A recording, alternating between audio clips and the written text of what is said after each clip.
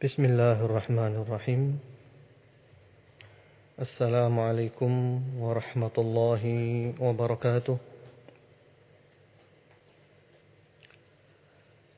Alhamdulillahi ala ni'matil Islam wal iman wal Qur'an wal ahli wal awlad. Wa asyhadu an la ilaha illallah wahdahu la syarika lah. Al-qail ووصينا الإنسان بوالديه حسنا وإن جاهداك لتشرك بي ما ليس لك به علم فلا تطعهما وأشهد أن محمدا عبده ورسوله القائل رضا الله في رضا الوالد وسخط الله في سخط الوالد اللهم صل على محمد وعلى آل محمد وسلم تسليما كثيرا أما بعد اللهم ارزقنا أولادا أبرار أولادا صالحين أسرة سعيدة فيها سكينة ومودة والرحمة. Ya Allah, karuniakanlah kepada kami anak-anak keturunan yang baik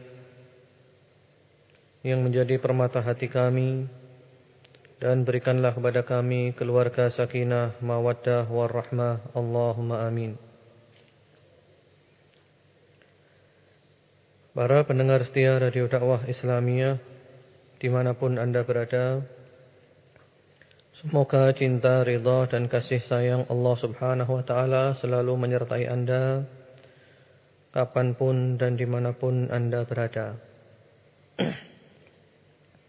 InsyaAllah pendidikan anak dalam Islam pada pagi hari ini kita masih membahas tentang upaya-upaya para orang tua atau para pendidik untuk menjadikan anak-anaknya berbakti kepada kedua orang tuanya. Yang lalu telah kita singgung beberapa hal, yaitu tentang pentingnya para orang tua menjadi suri tauladan agar anak-anak menjadi anak yang baik.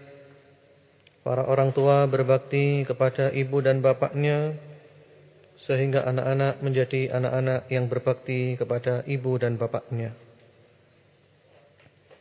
Kemudian juga ganjaran-ganjaran yang akan didapatkan di dunia dan di akhirat bagi anak-anak yang berbakti kepada kedua orang tuanya, dosa-dosa diampuni. InsyaAllah pada pagi hari ini kita masih melanjutkan yang lalu tentang mengupayakan agar supaya anak-anak menjadi anak-anak yang berbakti kepada kedua orang tuanya. Dan semoga Allah subhanahu wa ta'ala menjadikan anak-anak kita semuanya berbakti kepada kita sehingga menjadi permata hati kita di dunia dan di akhirat. Islam telah mengatur sedemikian rupa agar supaya anak berbakti kepada kedua orang tuanya. Bahkan juga anak itu mendahulukan orang tuanya daripada perkara-perkara ibadah yang lain, perkara-perkara ibadah yang tidak wajib. Bakti orang tua tetap nomor satu. Seperti misalnya jihad fisabilillah. Ketika jihad ini tidak dihukumi sebagai fardu ain, dia hukumnya fardu kifayah misalnya. Apabila telah ada yang mencukupi, maka bagi yang lainnya kewajiban gugur. Maka anak yang hendak berangkat jihad seperti ini harus mendapatkan izin dari orang tuanya dulu. Berbakti kepada kedua orang tua lebih afdal daripada jihad yang ketika itu hukumnya fardu kifayah. Sebagaimana diriwayatkan oleh Al-Hakim dengan sanad yang sahih dan disepakati oleh Ad-Dahabi rahimahumallahu ta'ala, ada seorang sahabat yang datang kepada Rasulullah sallallahu alaihi wa ala alihi wasallam. Lalu sahabat ini mengatakan, "Ya Rasulullah, inni aradtu an aghzuwa wa ji'tu astashiruka." Ya Rasulullah, saya ingin pergi perang. Dan saya datang kepada anda minta izin, musyawarah kepada anda. Saya minta musyawarah anda, minta pendapat anda. Lalu Rasulullah sallallahu alaihi wasallam bertanya, "Alaka walidah?" Apakah kamu punya ibu? Qala na'am, ya Rasulullah, saya punya ibu. Ibu saya masih hidup. Lalu kata Rasulullah sallallahu alaihi wasallam, "Idhab falzimha fa innal jannata 'inda rijlaiha." Kalau begitu kamu pergi saja kepada ibumu. Kamu berbakti kepada ibumu. Kamu berkhidmah kepada ibumu, karena syurga itu di bawah telapak kaki ibu. Ini menunjukkan betapa pentingnya birrul walidain. Sampai-sampai didahulukan daripada ibadah-ibadah yang tidak sampai ke derajat wajib ibadah itu. Ibadah-ibadah yang sunnah, ibadah-ibadah yang fardu kifayah. Birrul walidain. Karena birrul walidain adalah merupakan kewajiban. Rasulullah sallallahu alaihi wasallam di dalam riwayat As-Sahihain pernah ditanya oleh sahabat Abdullah ibnu Mas'ud radhiyallahu taala anhu, "Sa'altun Nabiyya sallallahu alaihi wa ala alihi wasallam ayyul 'amali ahabbu ila Allah taala." Aku pernah bertanya kepada Nabi Muhammad sallallahu alaihi wa ala alihi wasallam, amal apakah yang paling dicintai oleh Allah? Lalu beliau menjawab, as-salatu ala waktiha. Salat tepat pada waktunya.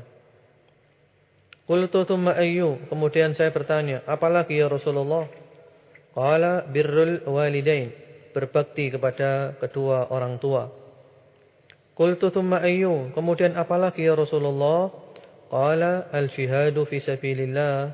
Jihad fi sabilillah. Jadi jelas bahwasanya birrul walidain lebih didahulukan daripada jihad fisabilillah apabila jihad itu masih dalam kategori bukan yang wajib. Dia adalah sunnah atau fardu kifayah. Birrul walidain nomor 1. Kemudian juga ada seorang sahabat yang dia membaiat Rasulullah sallallahu alaihi wasallam. Dia membaiat Rasulullah, dia akan hijrah dan jihad. Diriwayatkan di dalam As-Sahihain Bukhari Muslim, dan ini adalah lafadznya Imam Muslim. Melalui jalan sahabat Abdullah bin Amr bin As radhiyallahu taala anhuma, seorang sahabat datang kepada Rasulullah sallallahu alaihi wasallam. Kemudian sahabat itu mengatakan, "Ubayyi'uka 'alal hijrati wal jihad, abtaghi al-ajra minallahi ta'ala." Ya Rasulullah, saya membaiat Anda untuk hijrah dan jihad. Saya mengharapkan pahala dari Allah Subhanahu wa taala. Ya Rasulullah, saya sumpah setia kepada Anda. Saya akan hijrah ke tempat lain sesuai dengan yang Anda inginkan. Saya akan jihad. Saya ingin mendapat pahala dari Allah Subhanahu wa taala.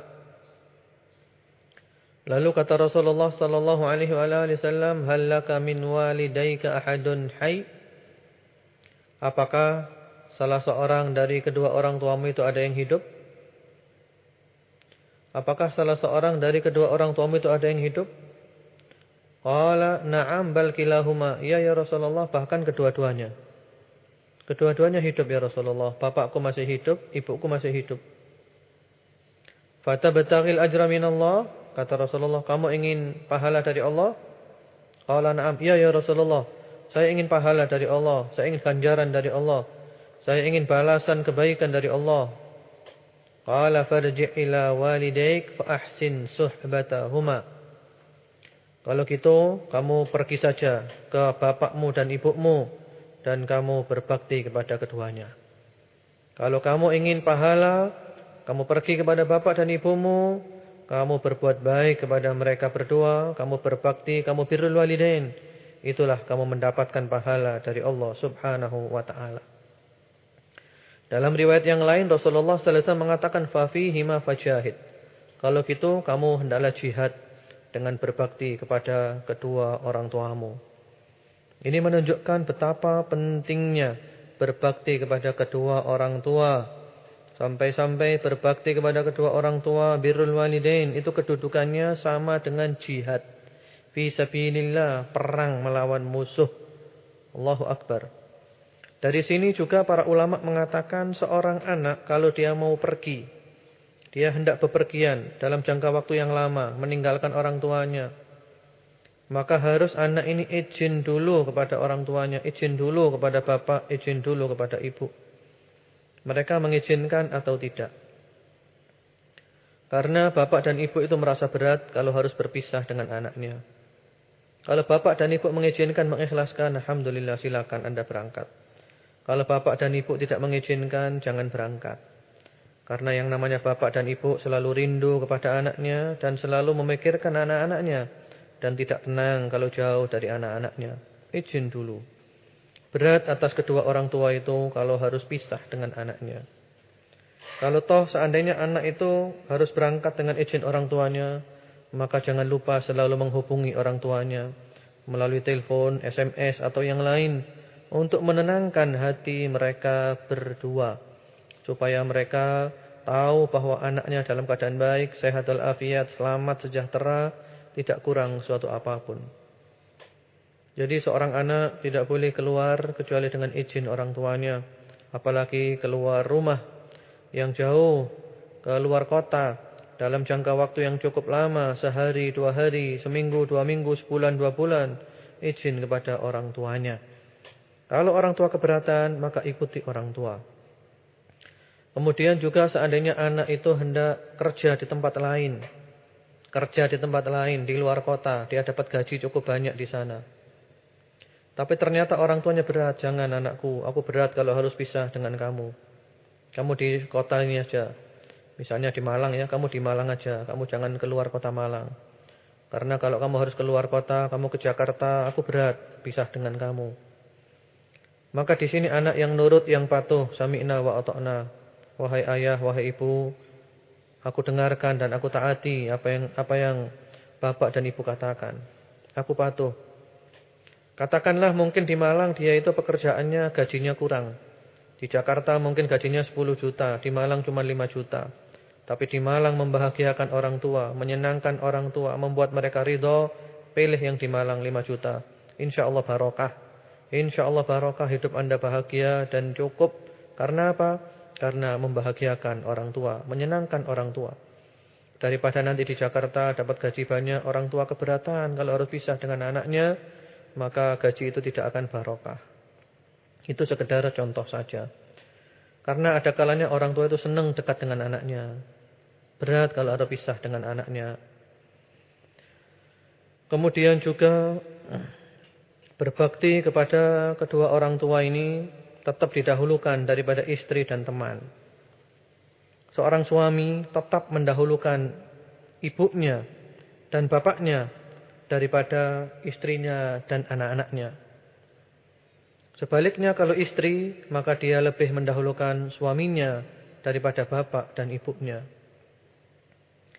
Inilah yang disabdakan oleh Rasulullah sallallahu alaihi wasallam sebagaimana diriwayatkan oleh Imam Ahmad An-Nasa'i dan disahihkan oleh Al-Hakim rahimahumullah taala melalui jalan Ibunda Aisyah radhiyallahu taala anha.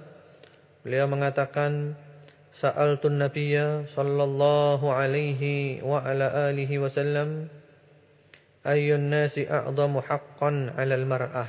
Wahai Rasulullah, kata Ibunda Aisyah ya, aku bertanya kepada Rasulullah sallallahu alaihi wasallam, wahai Rasulullah, siapakah orang yang paling besar haknya atas seorang istri? Qala zaujuha, kata Rasulullah, suaminya. Kalau dia adalah istri, yang paling besar haknya atas istri adalah suaminya. Qultu fa'ala rajul, kalau orang yang paling besar haknya kepada suami, siapa ya Rasulullah? Qala ummuh, ibunya. Jadi istri mendahulukan suami daripada ibu dan bapaknya.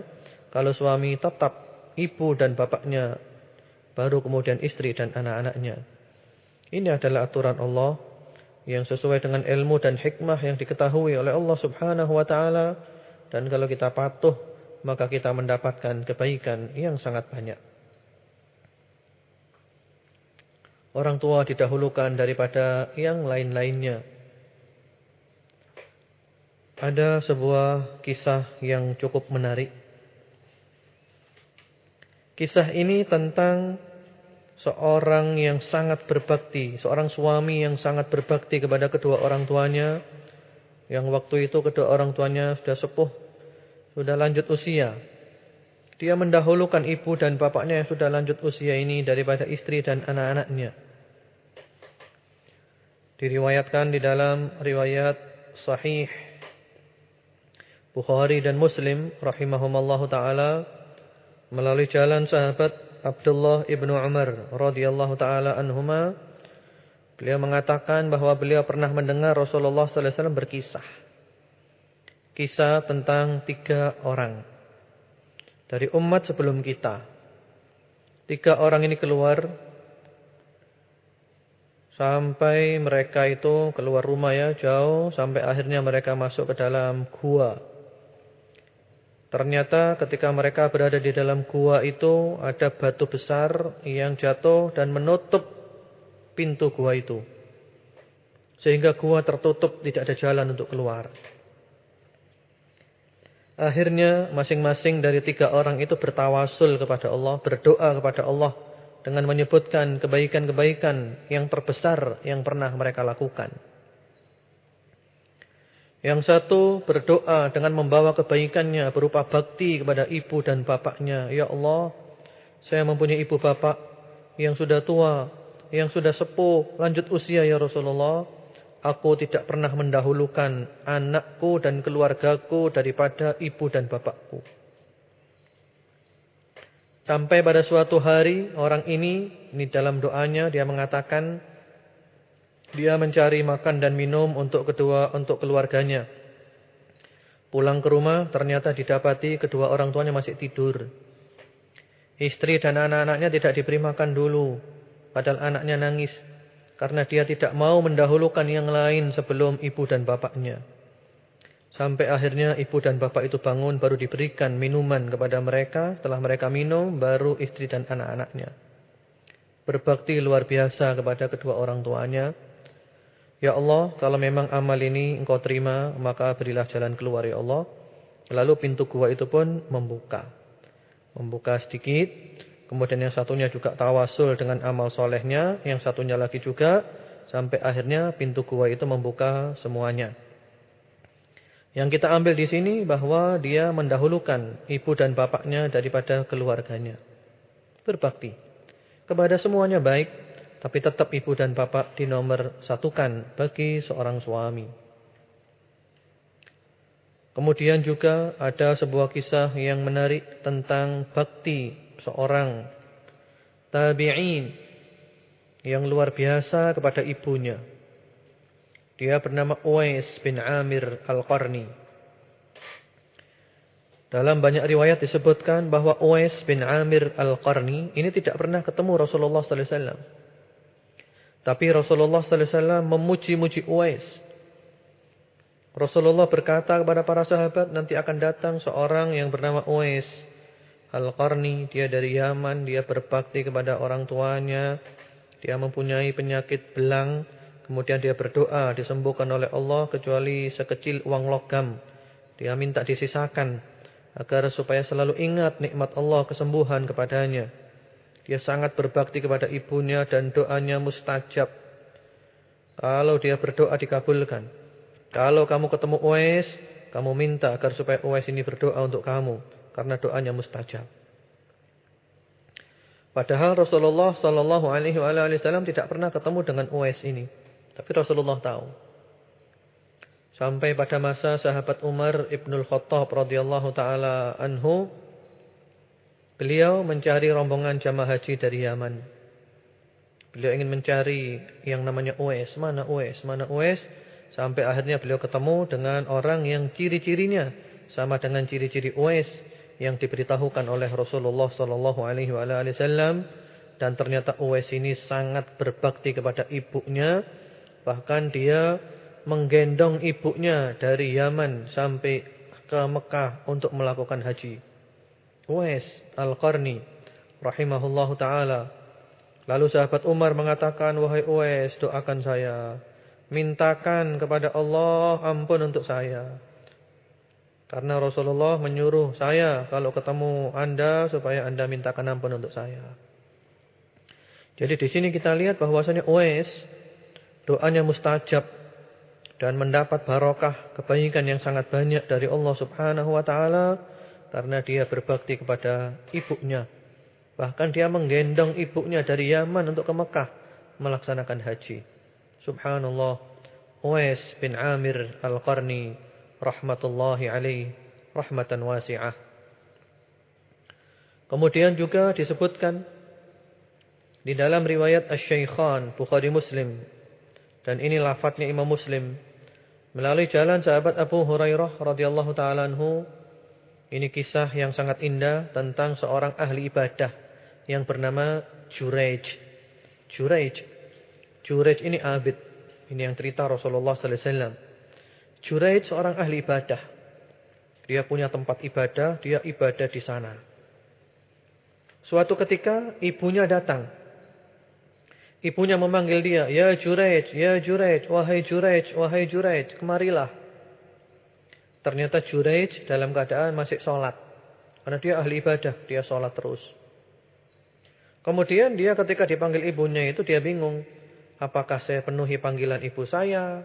Ataukah saya meneruskan sholat saya? Karena Juraij ini orang ahli ibadah. Tapi ilmunya kurang. Bukan orang alim, orang abid. Ahli ibadah tapi ilmunya kurang. Ini sholatnya sholat sunnah. Padahal mestinya kalau sholat sunnah dipanggil ibu dan khawatir nanti ibunya marah, maka dibatalkan sholatnya. Tidak apa-apa. Sholat sunnah lebih didahulukan ibu daripada yang lainnya. Kecuali kalau kita sholat sunnah dipanggil ibu dan ibu faham kalau kita sholat sunnah, tidak apa-apa kita teruskan. Ibu rela, ibu ikhlas, tidak apa-apa diteruskan. Tapi kalau ibu nggak rela kalau kita teruskan, batalkan. Sholat sunnah dibatalkan. Kalau khawatir ibunya marah. Kalau sholat wajib nggak boleh dibatalkan. Wah, ini Juraij ini sholat sunnah, tapi dia ilmunya kurang. Akhirnya dia milih sholatnya, sholat terus saja. Ibunya kecewa, ibunya pulang. Kemudian pada hari kedua ibunya manggil lagi, "Ya Juraij, ya Juraij." Ternyata Juraij masih sholat, dia rajin sholat, banyak sholat sunnah. Lalu Juraij bimbang, "Ya Allah, saya ini meneruskan sholat saya atau saya memenuhi panggilan ibu saya?" Akhirnya dia lebih memilih meneruskan sholatnya. Ibunya kecewa, ibunya pulang. Hari ketiga, ibunya datang lagi.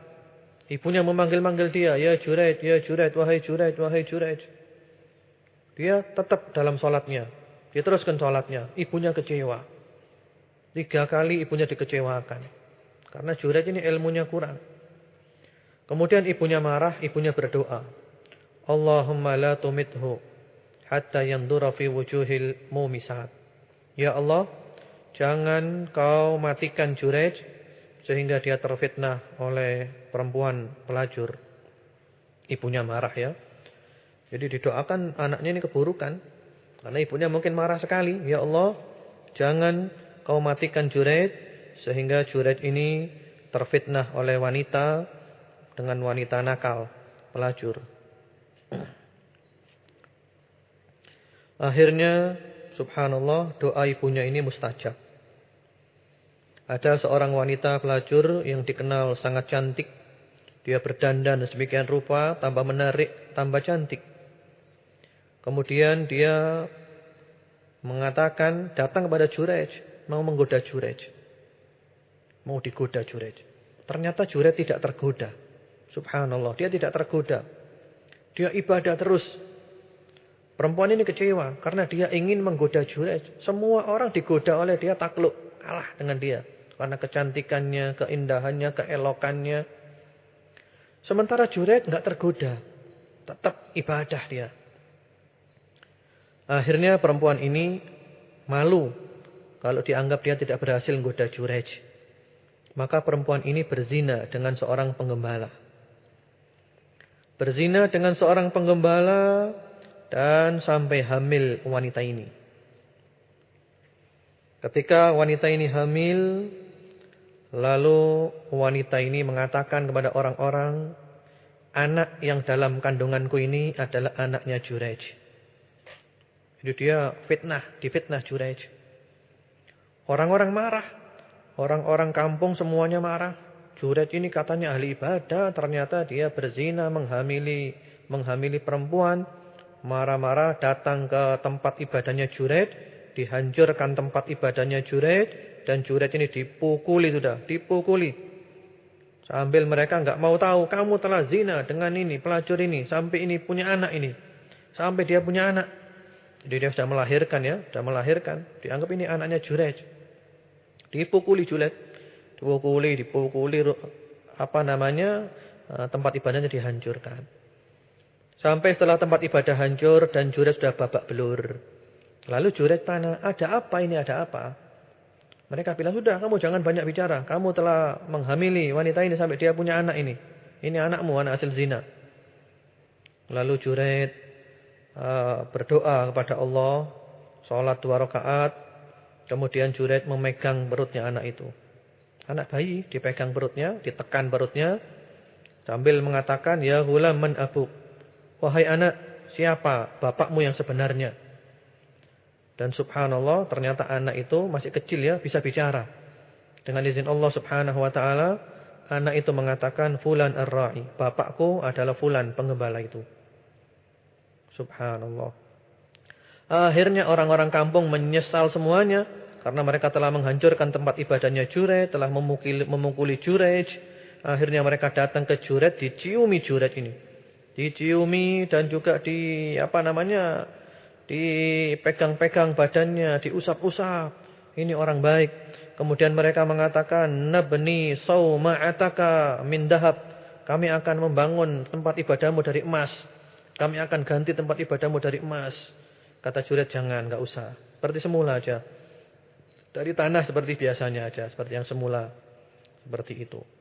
Jadi yang kita ambil di sini bahwasanya Juraij ini ahli ibadah tapi kurang ilmunya. Mestinya ketika dipanggil ibunya dan dia tahu ibunya bakal kecewa kalau tidak dipenuhi panggilannya, dia batalkan sholatnya. Dia datang ke ibunya, penuhi panggilan ibunya. Ini sampai 3 kali ibunya kecewa. Jadi kalau sholat sunnah dipanggil ibu, panggil bapak, batalkan. Kalau khawatir nanti bapak dan ibu itu salah paham atau mereka nggak mau paham, nggak mau ngerti, batalkan. Tapi kalau mereka paham, mereka ngerti, oh anak saya sedang sholat, saya tunggu aja sampai selesai, oh enggak apa-apa, diteruskan. Tapi kalau sholat wajib, diteruskan sampai selesai dan tidak boleh dibatalkan. Luar biasa, berbakti kepada ibu dan bapak, amal-amal sunnah dikalahkan oleh berbakti kepada ibu dan bapak. Kemudian juga di dalam riwayat Al-Hakim dan disahihkan oleh beliau, disepakati oleh Imam Dahabi. Ini juga ada kisah yang menarik, diriwayatkan melalui jalan Abdullah bin Amr bin As radhiyallahu taala anhuma. Ada seorang yang datang kepada Rasulullah sallallahu alaihi wasallam. Dia datang, dia mau membaiat Rasulullah. Sumpah setia kepada Rasulullah sallallahu alaihi wasallam, dia akan hijrah. Artinya hijrah itu dia pindah ke tempat lain. Dia bilang, "Ya Rasulullah, inni ji'tu ubayyi'uka 'alal hijrah wa taraktu abawai yabkiyan." Ya Rasulullah, saya datang kepada Anda ini, saya akan membaiat Anda, sumpah setia kepada Anda, saya akan hijrah. Dan saya tinggalkan ibu bapak saya dalam keadaan nangis. Ya Rasulullah, ketika saya keluar rumah tadi, ibu bapak saya nangis. Karena ibu bapak saya keberatan kalau saya harus hijrah. Lalu apa kata Rasulullah sallallahu alaihi wasallam? Kata beliau, farji' ilaihima fa'adhikhuma kama abkaitahuma. Kalau gitu, kamu kembalilah kepada kedua orang tuamu, kamu jadikan mereka berdua tertawa sebagaimana kamu telah menjadikan mereka berdua nangis. Kalau kamu tadi keluar rumah dalam keadaan ibu bapakmu nangis, maka sekarang kamu harus pulang ke rumahmu, kamu jadikan mereka tertawa sebagaimana kamu menjadikan mereka nangis sebagai gantinya. Allahu Akbar. Jadi dia tadi berangkat, ibu dan bapaknya nangis keberatan. Maka Rasulullah memerintahkan kamu harus pulang. Kamu harus ganti nangisnya mereka dengan tertawa. Kamu buat ibu dan bapakmu tertawa sebagaimana kamu telah membuat mereka berdua menangis. Berbakti kepada ibu dan bapak didahulukan daripada amal-amal sunnah, amal-amal fardu kifayah. Namun demikian, para pendengar setia Radio Dakwah Islamiyah, semoga cinta, ridha dan kasih sayang Allah Subhanahu wa taala selalu menyertai Anda dimanapun Anda berada. Tentu saja kita taat kepada Rasulullah, kepada ibu dan bapak ini selama kita tidak disuruh maksiat. Selama kita tidak disuruh maksiat. Kalau disuruh maksiat, diperintahkan maksiat, diajak maksiat, maka tidak boleh taat. Rasulullah sallallahu alaihi wasallam bersabda, "La ta'ata li makhluqin fi ma'siyatil khaliq, innamat ta'atu fil ma'ruf." Tidak boleh taat kepada makhluk dalam hal maksiat kepada Al-Khaliq, kepada Allah Subhanahu wa taala. Taat itu dalam kebaikan saja. Jadi kalau disuruh maksiat, ya enggak boleh taat. Taat dalam kebaikan saja. Yang baik-baik taat, yang lainnya tidak. Dan insyaallah ini kita pending. Insyaallah materi kita hari Rabu depan tentang pendidikan anak dalam Islam ini. Topiknya adalah tidak boleh taat kepada siapapun dalam hal maksiat kepada Allah Subhanahu wa taala. Termasuk tidak boleh taat kepada ibu dan bapak kalau diajak maksiat kepada Allah Subhanahu wa taala. Insyaallah kita akan bahas masalah ini panjang lebar pada saatnya nanti Rabu depan. Semoga materi pembuka dari saya ini bermanfaat dan sebentar lagi kita sambung dengan pertanyaan. Aku qouli hada wa astaghfirullahal adzim li wa lakum.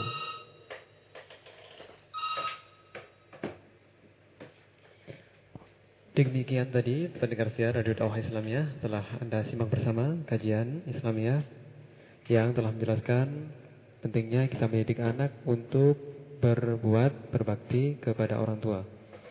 Dan kami buka kesempatan bagi Anda pendengar setia yang mempunyai pertanyaan atau masalah. Anda bisa mengirimkan pertanyaan atau masalah Anda melalui SMS dengan nomor 081 233 053 687. Kami ulangi sekali lagi, Anda bisa mengirimkan pertanyaan ke nomor 081 233 053 687. Dan alhamdulillah telah banyak SMS yang telah masuk.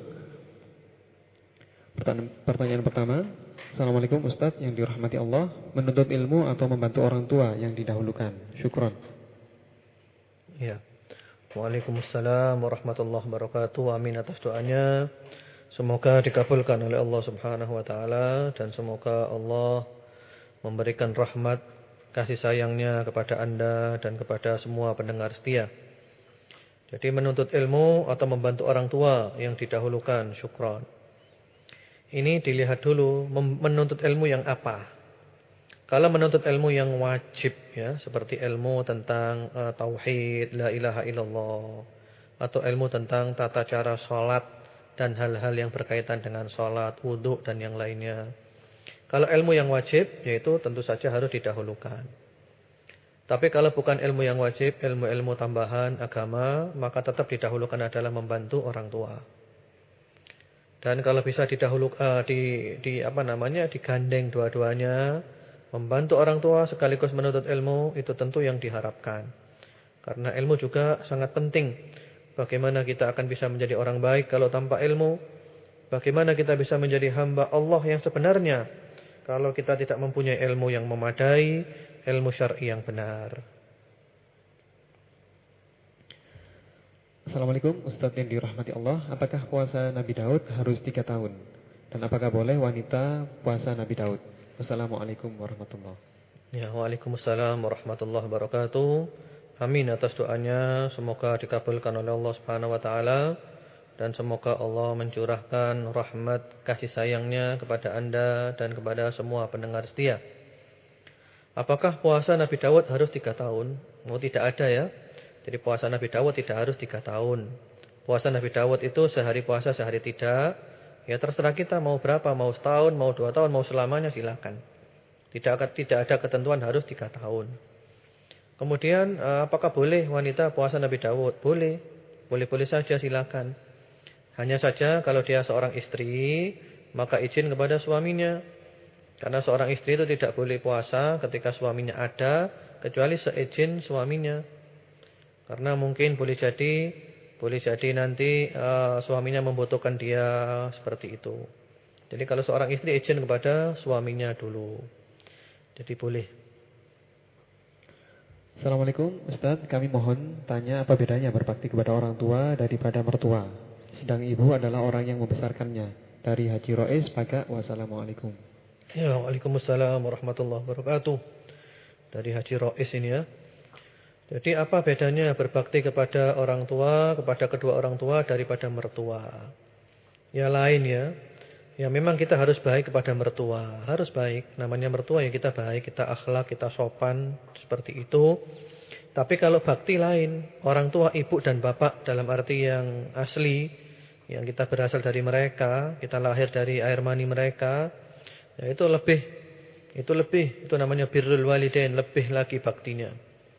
Tapi sama-sama berbuat baik, cuman ibu dan bapak kita yang kita berasal daripadanya, itu yang dilebihkan. Mempunyai banyak hal yang istimewa yang tidak dimiliki oleh yang lainnya.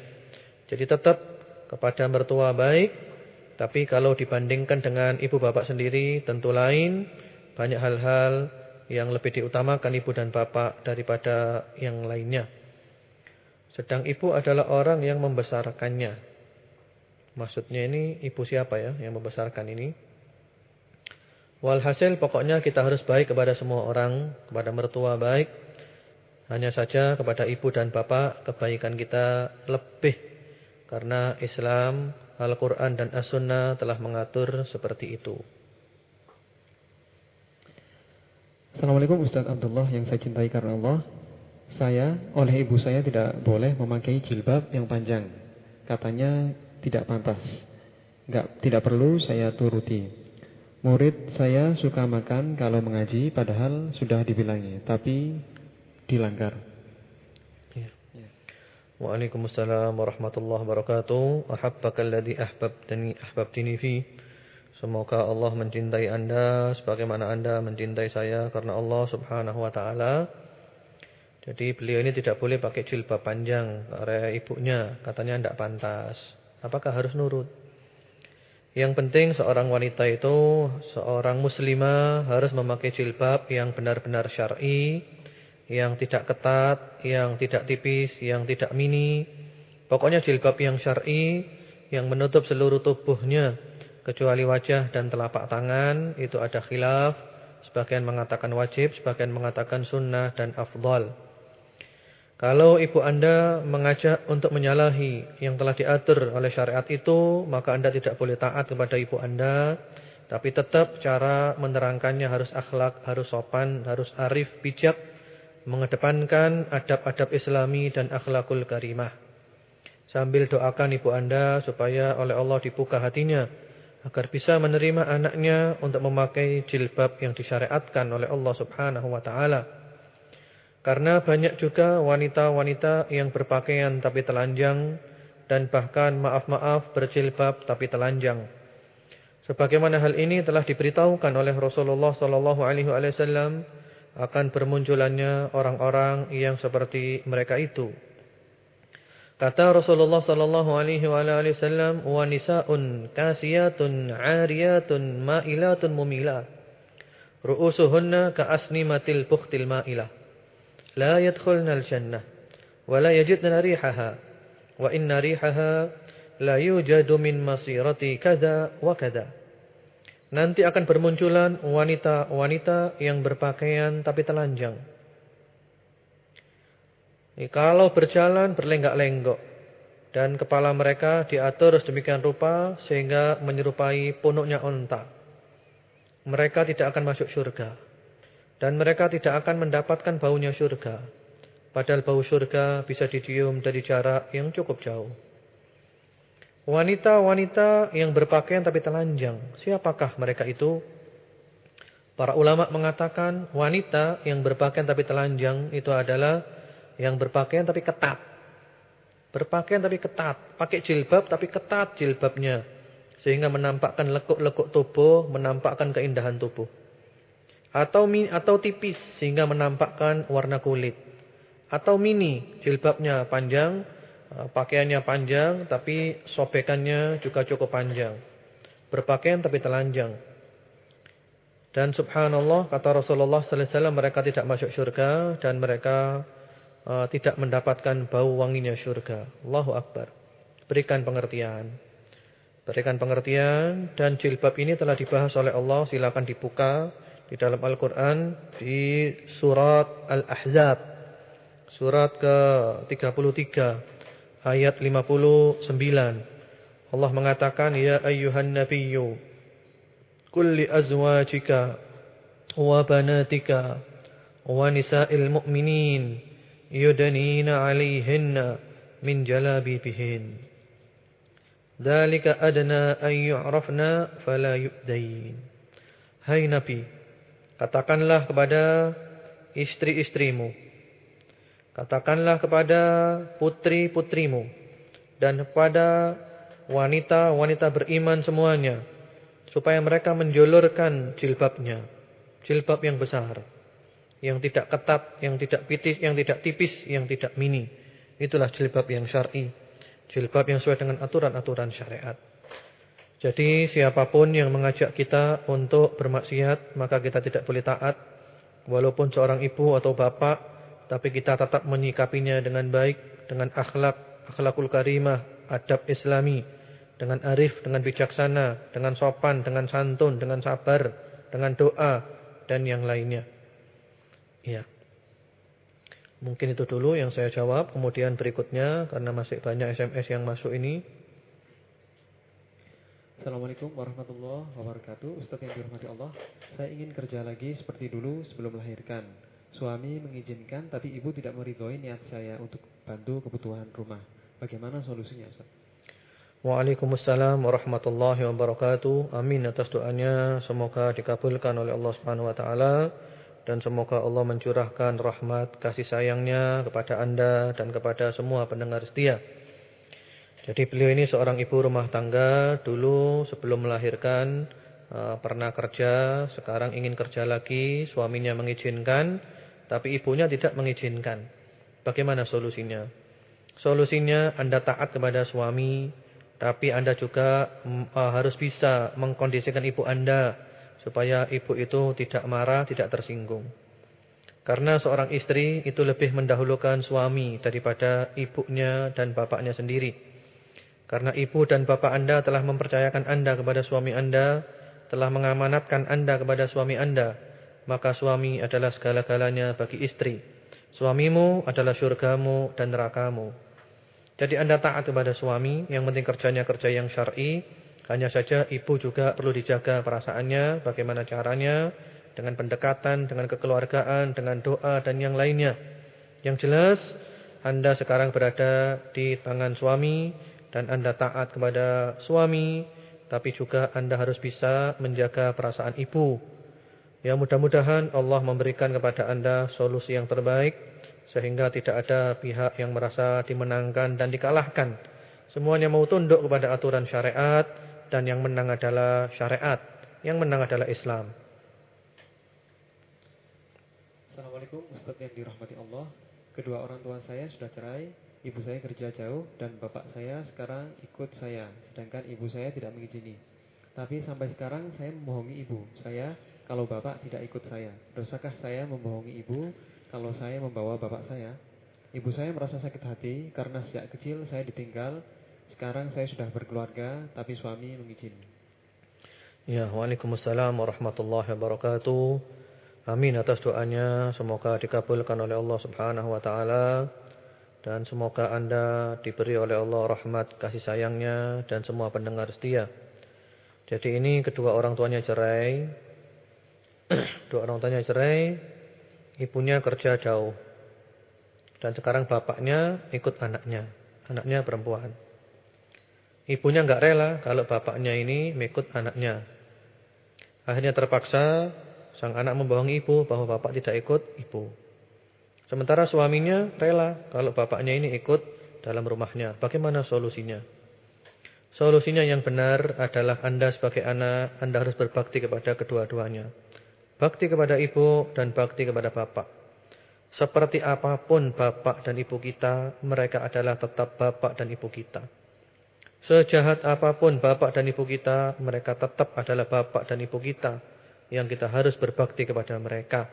Dan kita dilarang membalas keburukan dengan keburukan. Mereka memutus, kita menyambung. Mereka kasar, kita halus. Mereka keras, kita lembut. Sikap Anda ini benar sekali. Anda mengayomi bapak Anda, bantu bapak, tidak apa-apa. Walaupun ibu tidak rela. Dan Anda melakukan ini tanpa sepengetahuan ibu, Anda benar. Apalagi suami Anda mengizinkan. Seandainya pun Anda harus berbohong kepada ibu bahwa bapak tidak ada di rumah, mudah-mudahan itu tidak apa-apa. Tidak apa-apa, karena ini adalah maslahat murni. Dan tidak ada madaratnya sama sekali. Tapi usahakan jangan berbohong, memakai kata-kata kiasan saja. Kata-kata kiasan, kata-kata sindiran yang seakan-akan bohong padahal itu tidak bohong. Demi untuk Anda tetap menjaga agar berbakti kepada bapak dan juga kepada ibu, baik kepada mereka berdua, tidak menyakiti mereka berdua. Jadi sikap Anda ini benar, hanya saja bohongnya itu kalau bisa diatur demikian rupa, sehingga bukan bohong tapi kata-kata kiasan atau kata-kata sindiran. Yang penting Anda tetap baik kepada bapak dan baik kepada ibu. Dan semoga Allah memberikan kepada Anda solusi yang paling baik dari semua permasalahan yang Anda hadapi. Dan semoga Anda termasuk anak yang birrul walidain, berbakti kepada kedua orang tua, yang mendapatkan ridho Allah subhanahu wa ta'ala. Assalamualaikum warahmatullahi wabarakatuh. Ustadz yang dirahmati Allah SWT. Pak Ustadz, suami saya pergi dari rumah karena perselingkuhannya. Tetapi sama ibunya malah dilindungi, dalam arti ibunya tidak menyarankan suami untuk pulang ke rumah, tapi malah disuruh tinggal di rumah ibunya.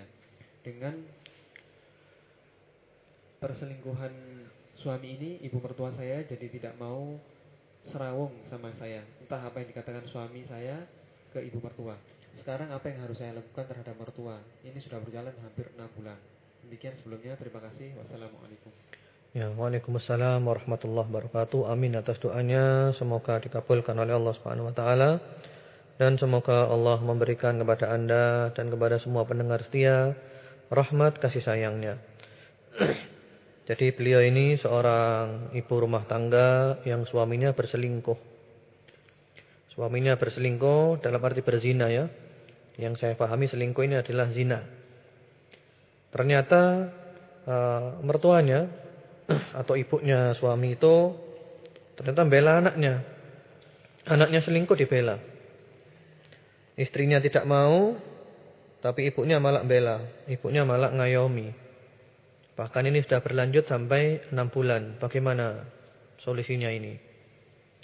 Solusinya, kalau memang seorang suami itu berzina dan tidak mau taubat, zina terus tidak mau taubat, maka istri itu minta cerai. Silakan Anda buka firman Allah Subhanahu wa taala surat An-Nur surat ke-24 ayat nomor 3. Az-zani la yankihu illa zaniyatan aw musyrikah. Waz-zaniyatu la yankihuha illa zanin aw musyrik. Wa hurrima dzalika 'alal mu'minin. Jadi haram orang laki-laki yang berzina nikah dengan perempuan yang tidak berzina, itu haram. Jadi kalau suami berselingkuh disuruh tobat, tidak mau, berselingkuh terus, zina terus, itu haram berumah tangga dengan dia, minta cerai. Dan tidak ada istilahnya saya sabar, saya ikhlas. Oh tidak ada, ini masalah agama. Atau mungkin solusinya juga biar dia menikah. Dia menikah dengan pasangannya itu, taubat, taubatan nasuha, benar-benar taubat, menyesal, tidak berbuat lagi, dan tidak akan ngulangi selama-lamanya. Lalu dia nikah dengan pasangannya. Dalam arti poligami, itu juga solusi. Sehingga tetap rumah tangga dengan Anda dan rumah tangga dengan dia. Daripada zina, daripada berselingkuh. Poligami itu adalah solusi. Kalau kita mau kembali kepada aturan Islam, insya Allah akan terhindar dari perselingkuhan. Dengan jalan keluarnya adalah suami diizinkan untuk berpoligami. Tapi dengan aturan-aturan yang benar, aturan-aturan yang syar'i, bukan poligami yang sembarangan, bukan poligami yang seenaknya, yang justru akan merusak citra poligami. Itu solusi yang paling baik dari masalah yang seperti ini. Jadi masalahnya sekarang Anda perlu datang kepada suami, dibicarakan baik-baik, ini bagaimana rumah tangga kita ini. Dan juga diberi masukan kepada suami bahwa tidak boleh berumah tangga dengan orang yang berzina, harus taubat. Kalau tidak ya harus cerai. Atau mungkin suami kalau memang tidak bisa meninggalkan perselingkuhannya karena dia sudah kadung cinta, ya mungkin jalan keluar terbaik adalah biarkan dia nikah. Taubat kedua-duanya, taubatan nasuha dan nikah.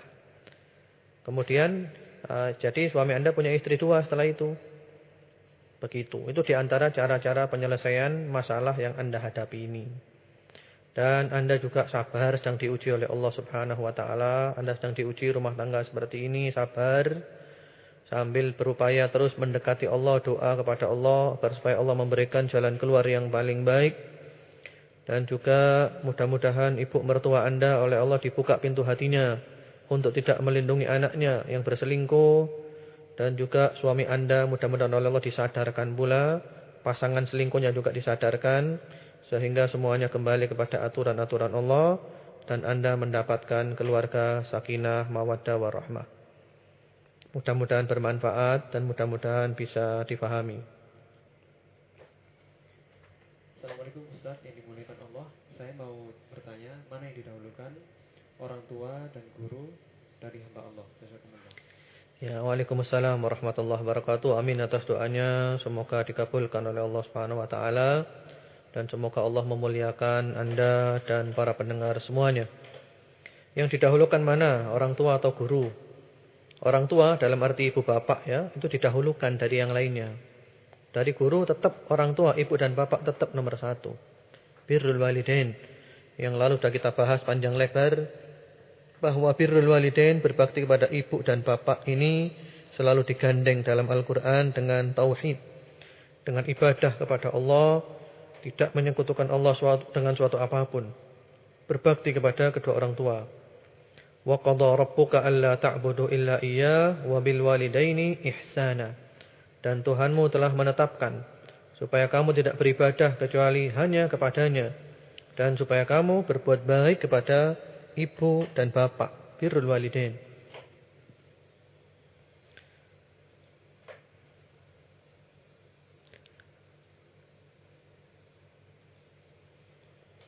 Assalamualaikum Ustadz yang dirahmati Allah. Rumah saya dekat dengan masjid.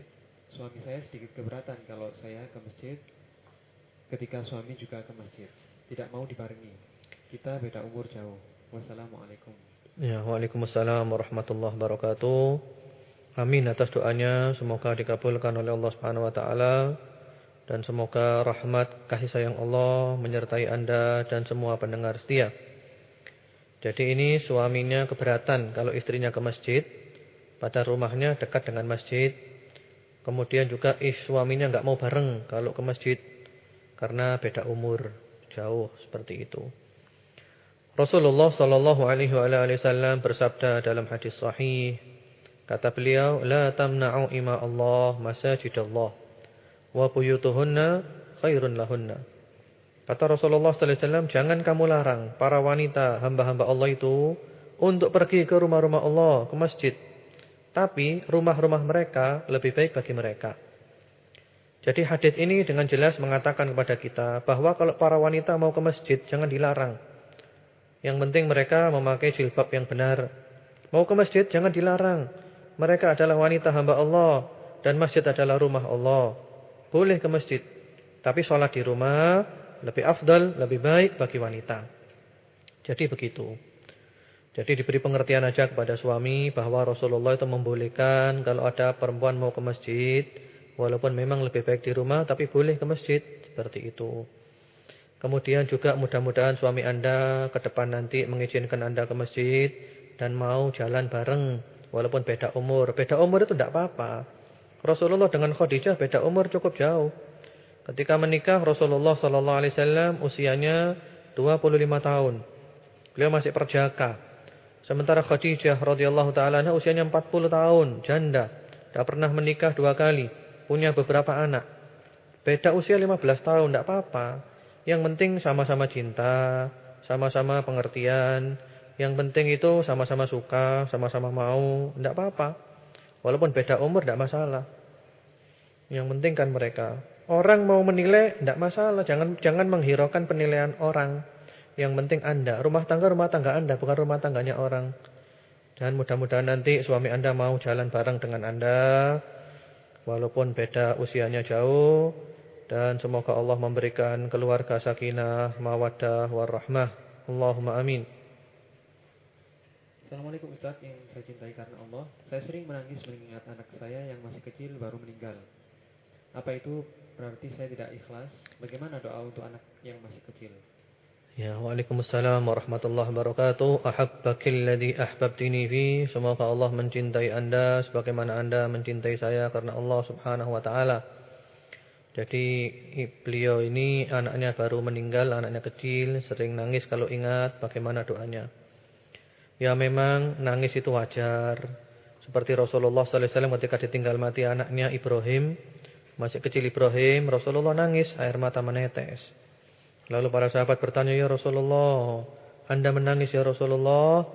Beliau mengatakan, "Innal 'aina la tadma wa innal qalba la yahzan. Wala naqulu illa ma yurdir Rabb wa inna bi firaqika ya Ibrahim lamahzunun." Air mata berlinang tidak apa-apa. Hati bersedih boleh. Yang penting kata-kata tetap yang membuat Allah ridho. Dan kami semua wahai Ibrahim bersedih berpisah denganmu. Jadi nangis tidak apa-apa, hati bersedih tidak apa-apa. Yang penting kata-katanya. Jangan sampai mengucapkan kata-kata yang membuat Allah tidak ridho. Jangan nangis yang meraung-raung. Ya, jadi begitu tidak apa-apa. Doakan aja mudah-mudahan anak Anda itu dipelihara oleh Nabi Ibrahim. Karena anak kecil itu kalau meninggal masih kecil itu dipelihara oleh Nabi Ibrahim. Dan nanti hari kiamat nanti anak Anda itu jemput Anda, jemput orang tuanya, menjemput orang tuanya, memberikan minum kepada orang tuanya, memberikan syafaat kepada orang tuanya.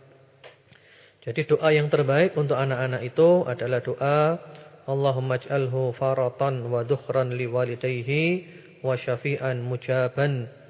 Allahumma taqil bihi mawazinahuma wa alhiqhu bisalihil mu'minin waj'alhu fi kafalati Ibrahim. Seperti itu. Itu ada di Hisnul Muslim, di buku doa dan wirid itu ada. Silakan Anda buka buku doa dan wirid yang sudah sering direkomendasikan untuk dibeli.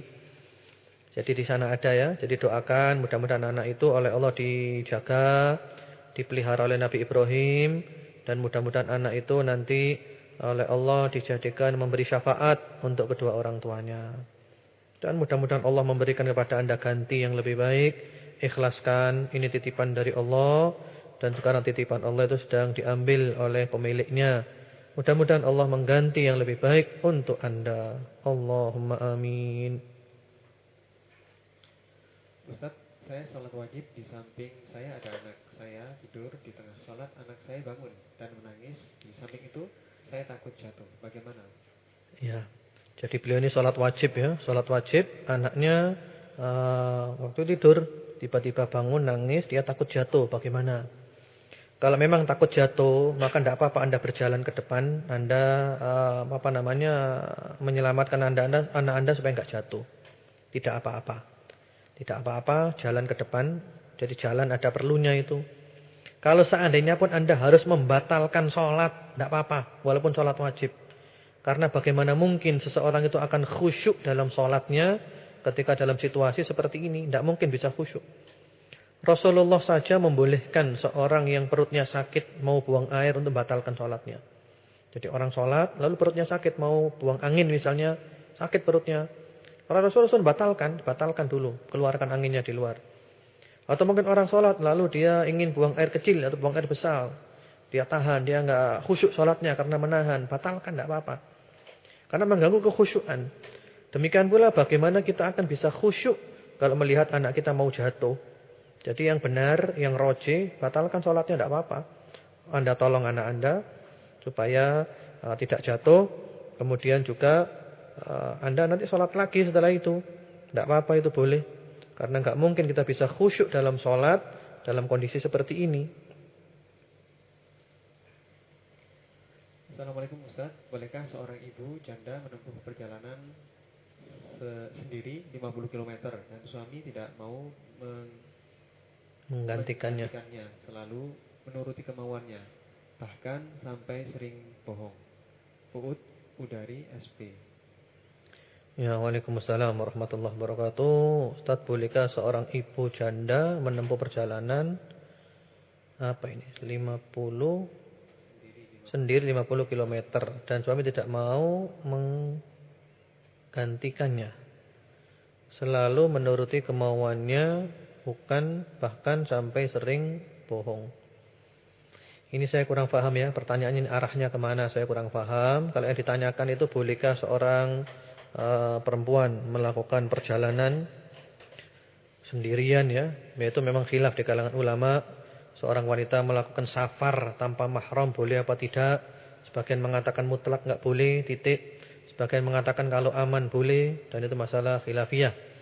Kemudian mengenai suami Anda berbohong, ya Anda beri masukan saja. Paling enak dalam rumah tangga terbuka, saling menegur dengan sopan, dengan akhlak, saling mendoakan, saling mengingatkan. Dan kalau sudah diingatkan enggak mau juga, ya memang itu adalah ujian dari Anda. Ujian dari Allah untuk Anda. Anda sabar menghadapi ujian itu sambil terus berupaya untuk menyadarkan suami. Sadarkan terus suaminya. Mudah-mudahan Allah menyadarkannya. Dan doa jangan lupa dipanjatkan terus. Malam panjatkan doa, sujud panjatkan doa, sepanjang waktu, siang, malam, sore, doa terus. InsyaAllah doa itu ada kekuatannya. Yang penting kita ikhlas dan kita benar-benar mengharapkan Allah.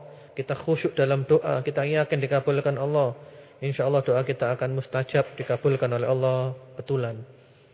Dan mudah-mudahan Anda, Ibu Uut ini oleh Allah diberi solusi yang terbaik atas permasalahan rumah tangganya. Sehingga di kemudian hari mendapatkan keluarga sakinah, mawaddah, warahmah. Allahumma amin. Assalamualaikum Ustaz, mana yang harus didahulukan, taat kepada orang tua atau taat kepada suami dalam hal pekerjaan? Anak disuruh tetap bekerja oleh orang tua, tapi oleh suami disuruh berhenti. Sedangkan pekerjaan aman dari ikhtilat. Ya, waalaikumsalam warahmatullahi wabarakatuh. Jadi ini permasalahannya malah beda dengan tadi ya. Jadi ini seorang istri oleh suaminya enggak boleh kerja. Sementara orang tuanya menyuruhnya untuk kerja. Taat kepada siapa? Kalau kita bicara taat-taatan, maka taatnya kepada suami. Istri kepada suami nomor satu. Hanya perlu masalah-masalah gini dihadapi dengan cara yang bijak, yang santun, yang baik. Sehingga tidak ada pihak yang merasa dikalahkan dan dimenangkan. Tapi tetap taatnya itu nomor satu kepada suami. Anda taat kepada suami. Kalau memang suami tidak menginginkan Anda kerja, taat kepada suami. Mungkin suami sudah mencukupi kebutuhannya. Seperti itu. Dan seorang istri dikatakan istri yang salihah itu adalah taat kepada suami. Kalau kita mau buka Quran dari awal sampai akhir, intinya seorang istri yang salihah itu taat kepada suami. Selama tidak disuruh maksiat, selama istri itu mampu, dan selama tidak membahayakan. Taat, sami'na wa ata'na, kami dengar dan kami taati. Dan para istri yang taat kepada suami ini adalah calon-calon penghuni syurga. Dia tinggal menunggu kematian saja, dia akan masuk ke dalam syurga Allah Subhanahu wa ta'ala. Jadi seperti itu. Dan mudah-mudahan Allah memberikan kepada Anda jalan keluar terbaik, sehingga bisa menyatukan antara suami dan orang tua. Allahumma amin. Assalamualaikum Ustaz yang saya cintai karena Allah. Bagaimana saya menasihati seorang teman atau seorang sahabat yang memiliki pacar non-muslim? Sahabat saya yakin kalau pacarnya jadi seorang muslim setelah menjadi suaminya. Syukron, wassalamualaikum. Ya, waalaikumsalam warahmatullahi wabarakatuh. Ahabbakalladzi ahbabtani fi. Semoga Allah mencintai Anda sebagaimana Anda mencintai saya karena Allah Subhanahu wa taala. Jadi ini punya sahabat non-muslim, bagaimana cara nasihatinya? Karena sahabat ini yakin kalau sudah nikah nanti jadi suaminya, nanti dia jadi muslim. Maka jawabannya Anda bilang kepada teman Anda, dalam nikah jangan berspekulasi. Nikah itu jangan spekulasi. Nikah itu jangan seperti membeli kucing dalam karung. Nikah itu harus jelas hitam di atas putih. Anda harus benar-benar yakin calon suami Anda seorang muslim yang baik agamanya dan baik akhlaknya. Jangan melangkah kalau tidak yakin. Rumah tangga bukan main-main. Rumah tangga bukan untuk sehari dua hari. Rumah tangga untuk selama-lamanya. Dan berdampak kepada anak-anak, keturunan, cucu. Sampai ke akhirat nanti ketemu Allah Subhanahu wa ta'ala. Anda bilang kepada dia, jangan spekulasi. Carilah orang yang benar-benar muslim. Yang benar-benar baik akhlaknya dan agamanya. Lebih baik sendiri daripada nikah dengan orang tidak baik. Itu adalah prinsip. Karena suami itu pengaruhnya besar. Orang dekat pengaruhnya besar. Suami Anda baik, Anda jadi baik. Suami Anda buruk, Anda khawatir tertarik kepada buruk sebagaimana suami Anda. Jadi jangan spekulasi ya. Jangan spekulasi. Apalagi seorang wanita muslimah kalau nikah dengan non-muslim enggak sah. Nikahnya tidak sah, itu sama dengan zina. Dan anak-anaknya nanti adalah anak-anak tidak sah. Karena pernikahannya tidak sah. Ya, mudah-mudahan oleh Allah Subhanahu wa taala diberikan jalan keluar yang terbaik, diberikan jodoh seorang laki-laki muslim yang baik agamanya dan akhlaknya. Assalamualaikum Ustaz, bagaimana kalau seorang istri suaminya sudah meninggal? Maka istri harus mendahulukan berbakti pada siapa? Kemudian apabila istri punya kesalahan pada suami yang sudah meninggal, maka bagaimana cara minta maafnya? Syukron. Ya, waalaikumsalam warahmatullahi wabarakatuh. Ini istri ya, suaminya sudah meninggal, maka istri mendahulukan bakti pada siapa? Kemudian kalau istri punya kesalahan pada suami yang sudah meninggal, bagaimana cara minta maafnya? Ya, kalau suami sudah meninggal dunia, maka istri ini kembali kepada ibu dan bapaknya lagi. Jadi kembali kepada ibu dan bapaknya. Jadi kembali ke sana lagi. Terus bagaimana kalau suaminya sudah meninggal sementara punya salah pada suami? Salahnya apa dulu? Kalau salahnya mungkin pernah berkata-kata yang kasar, nyakiti hatinya, ya Anda doakan suami Anda. Doakan, mintakan ampun. Mudah-mudahan kesalahan Anda oleh Allah dihapus. Kalau kesalahannya Anda pernah menggosip suami Anda, pernah menggibah, maka cara taubatnya, maka Anda harus membaguskan nama suami Anda di tempat-tempat yang Anda dulu menggibahnya. Di mana saja Anda menggosipnya, maka sekarang di sana Anda merehabilitasi namanya. Jadi itu ya, didoakan, dimintakan ampun dan diperbaiki namanya. Kalau dulu pernah namanya itu diburukkan. Ya, mudah-mudahan Allah Subhanahu wa taala memberikan jalan keluar yang terbaik. Assalamualaikum Ustaz, apakah boleh wanita yang memberi nafkah orang tuanya dengan hasil kerja sendiri tanpa izin suami? Kalau izin malah menimbulkan fitnah. Jazakallah khairan. Ya, waalaikumsalam warahmatullahi wabarakatuh. Jadi ini seorang wanita sudah kerja memberi bantuan kepada orang tuanya dari uangnya sendiri tanpa izin suami. Karena kalau izin khawatir fitnah. Maka yang benar seorang istri walaupun dia itu punya harta sendiri, milik sendiri, ketika dia hendak mengelola hartanya itu izin kepada suaminya. Dan ini diantara bentuk bakti kepada suami. Izin kepada suami tetap. Bahkan ada hadisnya. Rasulullah sallallahu alaihi wasallam mengatakan la yajuzu limra'atin hibatun fi maliha idza malaka zawjuha ismataha illa bi idnih. Jadi enggak boleh seorang istri itu menghibahkan atau bahkan juga mengelola hartanya kecuali dengan seizin suaminya. Kalau dia seorang yang sudah punya suami, jadi izin kepada suami karena itu adalah di antara bentuk bakti kepada suami. Jadi izin kepada suami dulu, dikondisikan bagaimana caranya sehingga mudah-mudahan tercapailah cara yang terbaik. Anda bisa bantu orang tua tanpa Anda melanggar aturan syariat dalam hal izin kepada suaminya.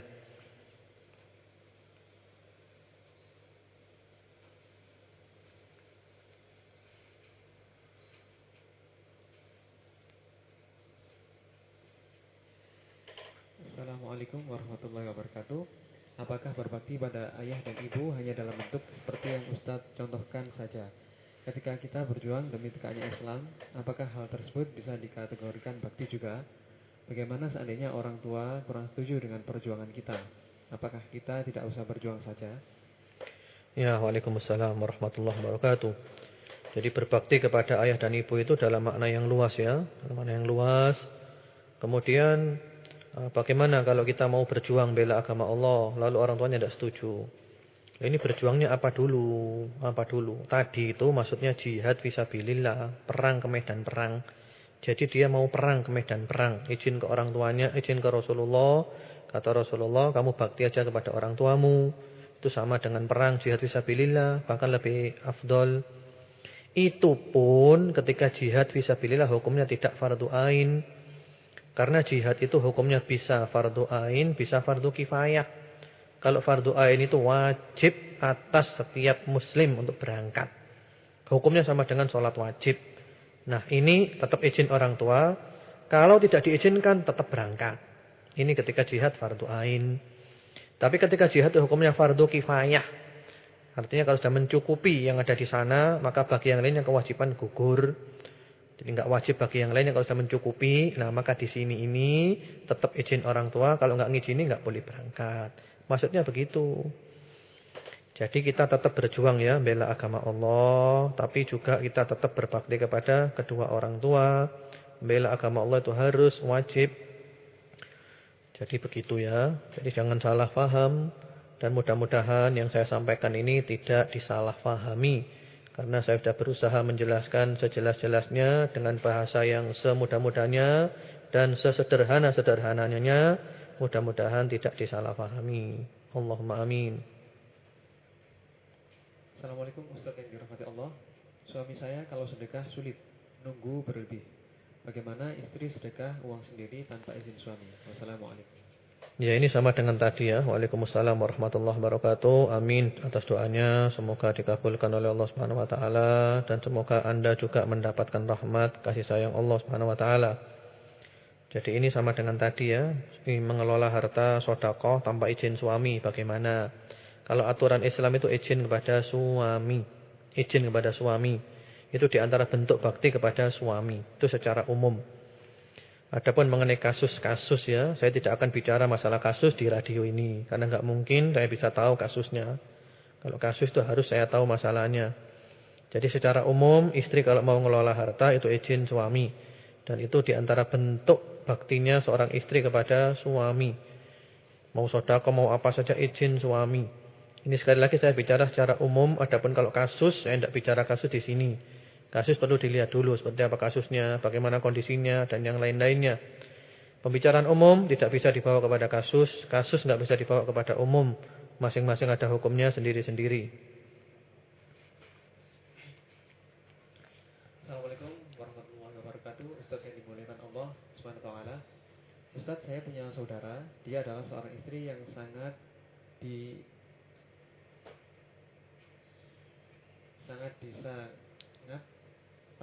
sangat patuh sama suami. Tapi dia pernah khilaf berselingkuh dengan mantan kekasihnya dulu ketika suaminya jauh. Tapi alhamdulillah kini dia sadar akan kekhilafannya. Dan kini dia telah berusaha keras untuk menjadi istri yang seperti dulu lagi. Yang saya tanyakan di sini, Ustaz, dia selama ini selalu gelisah. Apakah Allah SWT mau mengampuninya sedangkan dia masih belum bisa berterus terang pada suaminya perihal perselingkuhannya?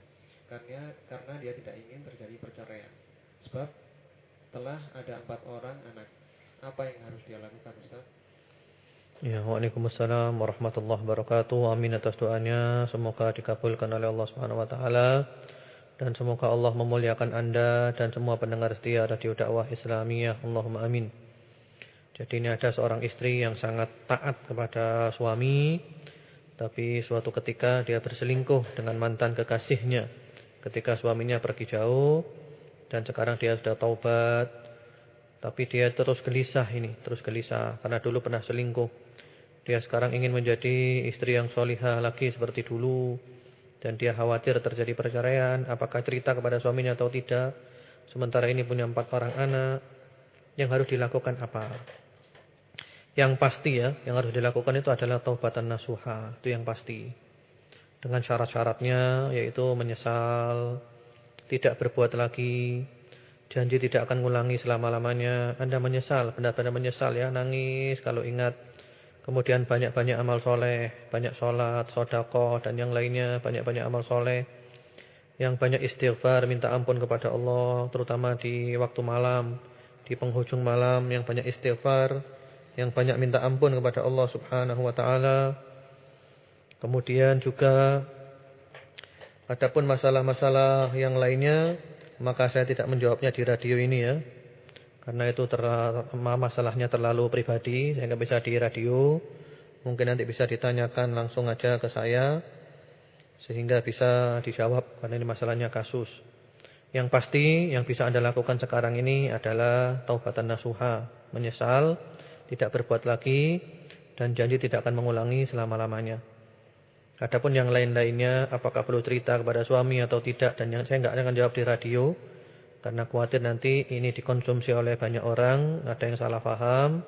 Silakan kalau mau tanya langsung aja nanti kepada saya. Ya, wallahu a'lam bishawab. Mudah-mudahan Allah menerima taubat Anda, dan mudah-mudahan Allah memberikan kepada Anda ke depan nanti rumah tangga yang sakinah, mawaddah warahmah. Karena kalau harus cerai itu kasihan, ada 4 anak, bagaimana nanti nasibnya anak-anak itu? Yang menjadi korban dari perceraian adalah anak-anak. Assalamualaikum Ustaz. Apa keyakinan hati merupakan salah satu cara untuk kita mendapatkan sesuatu yang kita inginkan? Wassalamualaikum. Ya, waalaikumsalam warahmatullahi wabarakatuh. Jadi apa keyakinan kita? Untuk keyakinan hati merupakan salah satu cara untuk mendapatkan sesuatu yang kita inginkan. Assalamualaikum. Ini juga sangat umum ya. Yang jelas pokoknya kita dianjurkan untuk istikharah. Kalau ada pilihan kita bingung, istikharah, ambil air wudhu, sholat 2 rakaat, lalu berdoa istikharah, minta dipilihkan oleh Allah. Kalau baik supaya dipilihkan Allah, kalau buruk supaya digagalkan, dan supaya dipilihkan yang terbaik. Dan nanti Allah memberikan kemantapan hati dan memberikan kemudahan jalan. Assalamualaikum Ustaz, karena ada pekerjaan Anda bekerja tidak dapat mengikuti kajian. Tolong besok ba'da zikir pagi diputar lagi. Afwan, jazakumullah khairan. Ya, waalaikumsalam warahmatullahi wabarakatuh wa iyyakum. Jadi insyaallah besok diputar lagi ya. Insyaallah ceramah-ceramah saya insyaallah tiap hari setelah zikir subuh diputar lagi insyaallah. Assalamualaikum, afwan Ustaz, bagaimana cara mendoakan suami yang sudah meninggal? Apakah kalau dibacakan? Iya, cara mendoakan suami sudah meninggal itu yaitu dengan didoakan ya, doakan pada suami, doakan Allahumma ighfir lahu warhamhu wa'afi wa'fu anhu dan seterusnya. Jadi doakan yang baik-baik, mudah-mudahan diampuni, disayangi, kuburannya diluaskan oleh Allah, diberi penerangan seperti itu. Jadi didoakan.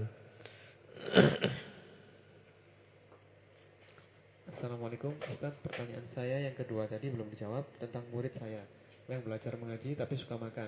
Sudah saya bilangi makannya habis mengaji tapi dia menangis. Bagaimana solusinya? Syukron. Ya, waalaikumsalam warahmatullahi wabarakatuh. Jadi bagaimana ini solusinya? Muridnya ini kalau diajar suka makan, diajar ngaji dia makan. Solusinya bagaimana? Solusinya kalau ngaji jangan boleh bawa makanan. Itu solusinya. Sehingga dia tidak bisa makan. Karena kalau nanti dibolehkan bawa makanan, dan nanti dia makan terus. Jadi kalau ngaji makanannya disimpan dulu sehingga tidak makan. Nanti pada waktunya makan silakan makan. Itu solusinya. Jadi begitu. Ya itulah yang bisa dijawab pertanyaannya. Kemudian juga ada beberapa pertanyaan yang masuk tentang seorang wanita yang dia itu dilahirkan dari hamil dulu sebelum nikah ya. Jadi bapaknya dan ibunya dulu itu zina, lalu ibunya hamil. Nah, bagaimana ini anaknya ini? Anak yang dari hamil di luar nikah, hamil dulu. Maka kalau menurut hukum Islam yang benar, menurut Quran, menurut sunnah, menurut salafus saleh dan semuanya, maka anak ini anaknya tidak punya bapak. Jadi anak ini adalah anak yang tidak berbapak. Hanya punya ibu saja. Walaupun bapak dan ibunya setelah itu nikah ya, tetap ini sudah terlanjur yang hamil dulu sebelum nikah tidak punya bapak.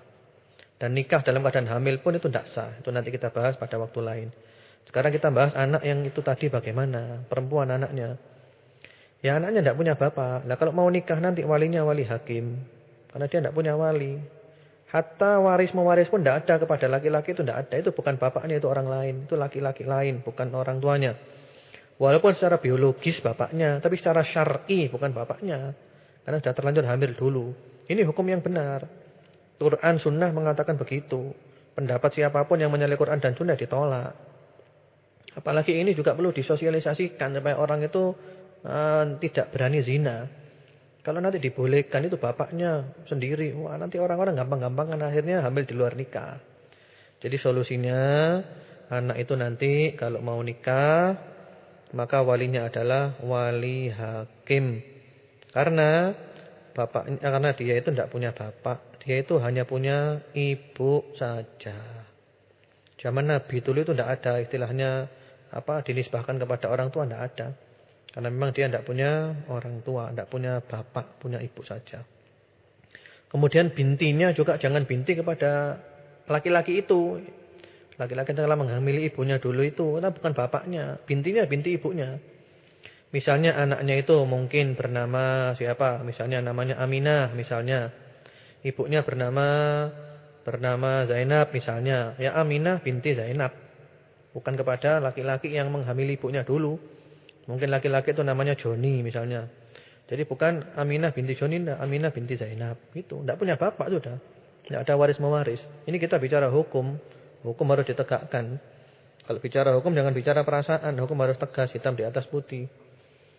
Jadi begitu. Dan jangan khawatir, jangan kecil hati. Yang penting seandainya perempuan itu solihah, tidak apa-apa. Kalau sudah cocok dengan dia solihah, tidak apa-apa. Mudah-mudahan nanti melahirkan keturunan yang solihah. Karena dia tidak punya salah. Yang salah itu bapaknya dan ibunya. Dia tidak salah. Dia lahir tidak punya salah apa-apa. Yang penting dia solihah. Dia punya komitmen untuk istiqomah di atas agama Allah. Istiqomah di atas Quran dan Sunnah. Tidak apa-apa, bismillah. Mudah-mudahan oleh Allah diberi karunia keluarga sakinah, mawaddah warahmah, anak keturunan yang baik ke depan nanti. Tapi hukum harus tetap ditegakkan. Ya, jadi mudah-mudahan jelas. Dan mengenai informasi yang lainnya silakan nanti ditanyakan kepada penyiarnya Abu Hamzah. Wallahu a'lam bishawab. Mungkin itu dulu dari saya. Mari kita tutup dengan berdoa kepada Allah Subhanahu wa taala dan semoga Allah Subhanahu wa taala mendengarkan doa-doa kita. Bismillahirrahmanirrahim. Alhamdulillahirabbil alamin. Allahumma shalli ala Muhammad wa ala ali Muhammad. Wa sallim tasliman katsiran. Rabbana hab lana min azwajina wa dhurriyyatina qurrata a'yun waj'alna lil muttaqina imama. Ya Allah, puja dan puji kami panjatkan hanya kepadamu. Curahkan salawat dan salamu kepada Nabi Muhammad dan kepada keluarga Nabi Muhammad. Allahumma ihfadz auladana. Allahumma ihfadhum wa la tadurrahum. Allahumma ihfadhum min kulli su'in wa baliyah. Allahumma arzuqhum as-sihhah wal 'afiyah wat-thabat wal istiqamah. Allahumma shfihim wa 'afihim. Allahumma ij'alhum muti'ina lak wa li rasulik waj'alhum barrina lil walidain wasilina lil arham. Allahumma hdihim ila siratikal mustaqim. Ya Rabb kami, karuniakanlah kepada kami daripada istri-istri kami dan anak-anak kami yang menjadi permata hati kami. Dan jadikanlah kami imam, pemimpin orang-orang yang bertakwa. Ya Allah, jaga dan lindungi anak-anak kami. Peliharalah mereka dari segala yang membahayakan mereka. Dari balak, bencana dan yang lainnya. Ya Allah, berikanlah kepada anak-anak kami sehat, walafiat, sejahtera. Jadikanlah mereka teguh dan istiqamah. Ya Allah, tunjukilah anak-anak kami jalan yang lurus. Jadikanlah mereka taat kepadamu, kepada Rasulmu. Jadikanlah mereka berbakti kepada kedua orang tuanya dan selalu menyambung tali silaturahim. Allahumma ya Allah, nastaudi'ullaha auladana alladzi la tadhi'u adai'uh, fallahu khairun hafidha wa huwa arhamur rahimin. Ya Allah, kami titipkan anak-anak kami kepadamu. Titipan-titipan yang ada padamu tidak akan kau sia-siakan ya Allah. Engkau adalah sebaik-baik penjaga, jagalah anak kami ya Allah. Dan Engkau adalah yang maha penyayang di antara para penyayang. Ya Allah, kami mohon kepadamu ya Allah, agar Engkau kumpulkan kami dengan keluarga kami semuanya di surga nanti ya Allah. Kumpul di dunia, kumpul di surga. Masuk surga bersama-sama Rasulullah sallallahu alaihi wasallam. Dan di surga nanti ya Allah kami melihat wajah-Mu yang maha mulia, yang maha indah, yang tidak bisa digambarkan keindahan itu ya Allah. Dan kami di surga nanti mendapatkan ridha-Mu. Dan Engkau tidak pernah murka lagi selama-lamanya. Allahumma inna nas'aluka husnal khatimah wa na'udzubika min su'il khatimah. Kami mohon kepadamu ya Allah husnul khatimah. Kami berlindung kepadamu ya Allah daripada su'ul khatimah. Rabbana atina fid dunya hasanah wa fil akhirati hasanah wa qina adzabannar. Wa sallallahu ala nabiyyina Muhammadin wa ala alihi. Subhana rabbika rabbil izzati amma yasifun. Wa salamun alal mursalin walhamdulillahi rabbil alamin. Allahumma amin. Subhanakallahumma bihamdika asyhadu an la ilaha illa anta astaghfiruka wa atubu ilaik. Assalamualaikum warahmatullahi wabarakatuh. La ilaha illa anta astaghfiruka wa atubu ilaik. Assalamualaikum warahmatullahi wabarakatuh. La ilaha illa anta astaghfiruka wa atubu ilaik. Assalamualaikum warahmatullahi wabarakatuh. La ilaha illa anta astaghfiruka wa atubu ilaik. Assalamualaikum warahmatullahi wabarakatuh. La ilaha illa anta astaghfiruka wa atubu ilaik. Assalamualaikum warahmatullahi wabarakatuh.